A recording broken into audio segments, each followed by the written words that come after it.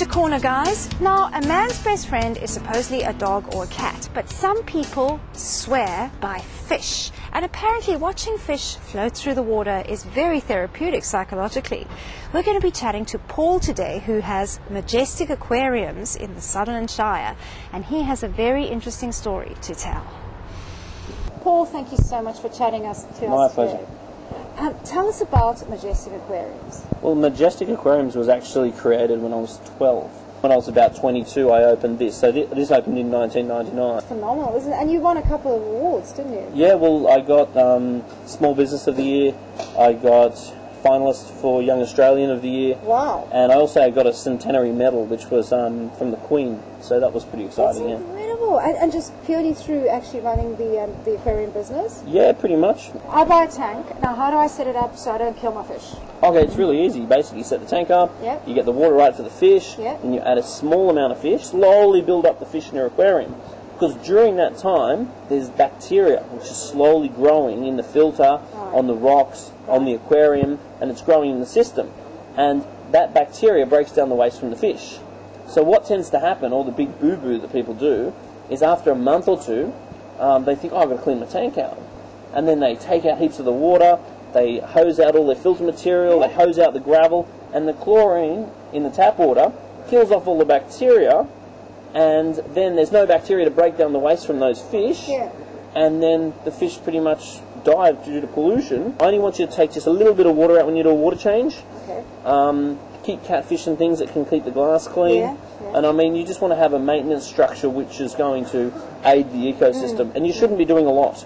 I mean, like most aquariums, most tropical aquariums, you should be spending between 5 to 15 minutes a week on it. Now we produce high-definition, widescreen, a whole range of aquarium DVDs. They're pretty much got a world distribution, and they're the first of their kind, and they just make fish keeping so much easier. We're most renowned for our sharks, because I'm a really passionate anti-shark finner.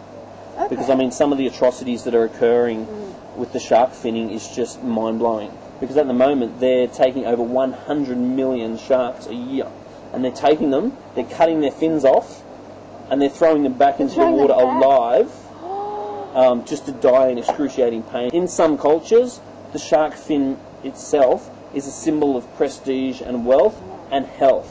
So they believe that when you eat the shark, you take on the anti-immunity of the shark. So the sharks have actually got the best immune system of any animal on the planet. Marine algae are responsible for 70% or something like that of our Earth's oxygen.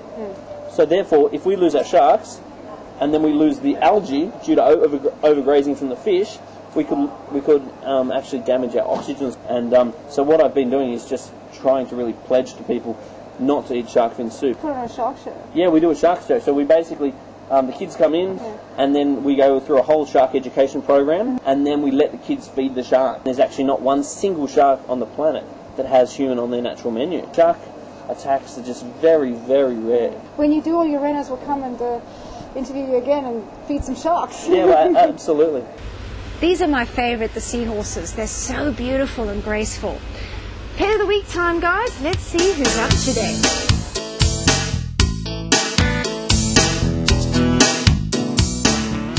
Our beautiful pet of the week today, folks, is Ashton.